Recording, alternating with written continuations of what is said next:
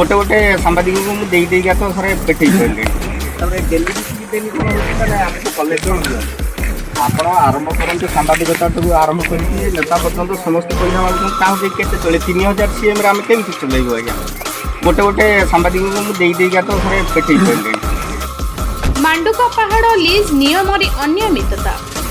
जाजपुर जिला दर्पण तहसिल अधीन मांडुका पहाड़ खनन समय लीजधारी कौन नियम पालन करना।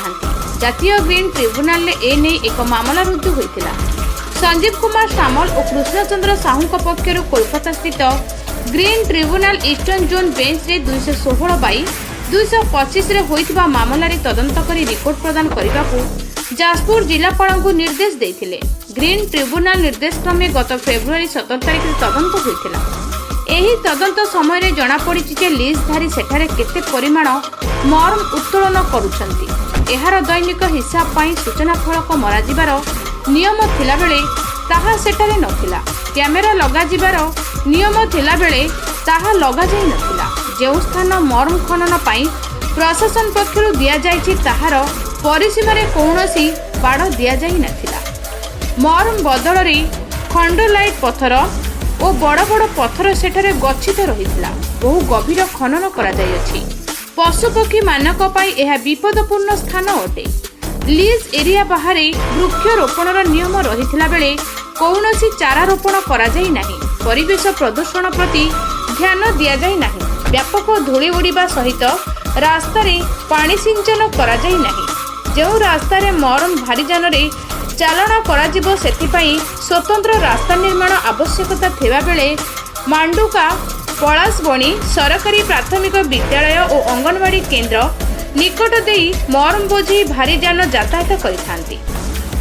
तेबे तदंत दिन कौनसी मेसिन लगाई खनन करा जाई नाही बोली तदंतकारी टीम ग्रीन ट्रिब्यूनाल निकट रे जणाइछंती। तेबे सूचना अनुसार मांडुका पहाड़र 12 एकर स्थान को हरप्रसाद सेनापति नाम 30 जून 2021 रे 5 वर्षीय लीज आकार रे दिया जाइथिला।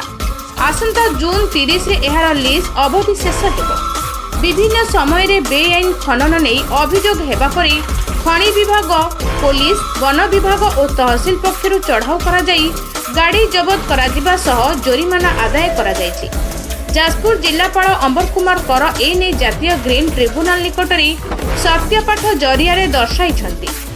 सूचना अनुसार गत फेब्रुआरी 17 तारिख रे जाजपुर अतिरिक्त जिलापाल शिवानंद स्वाई, जूनियर खनि अधिकारी जसकेतन सेठी, परिवेश विज्ञानी एम.आर. प्रसाद और प्रदूषण कंट्रोल बोर्ड कलिंगनगर मदन मोहन साहू प्रमुखों नेतृत्व में एक टीम घटनास्थल परिदर्शन करी ग्रीन ट्रिब्यूनाल बेंच को एने लिखित भाव जणाइछंती। खूब शीघ्र जातीय ग्रीन ट्रिब्यूनाल पक्षरु एही पहाड़ खनन होई पारिबो कि नाही से संपर्क रे सूचना मिलिबो।